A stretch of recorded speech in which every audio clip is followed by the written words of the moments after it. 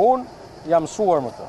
Në këto 13 vite të qeverisjes son, nga Saliu te Luli, nga Luli te Saliu, pastaj këtu kanë hyrë edhe elementet e tjerë. Në vlerësimin tim, ne nuk mund të zbrapsemi se një grup mbetërinash sociale dhe politike mendojnë që parlamenti duhet shpërndahet, që nuk e di tjetër. Tani duhet ta them shumë qartë.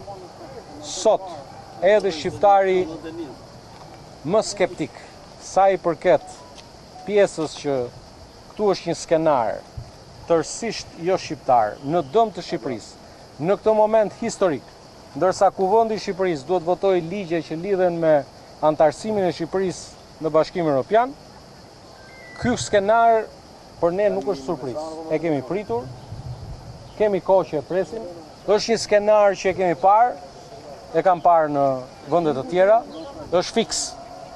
Kush ka dyshime që brenda atij grupi atje që dhunon dhe plagos 3 punonjës policie. Gjaku i punonjësve të policisë është gjaku i shtetit. Kush sulmon policinë e shtetit, ka sulmuar shtetin. Dhe prandaj, lutem shumë. Dhe prandaj, duhet jem shumë i qartë. E para, të mbështes policinë e shtetit.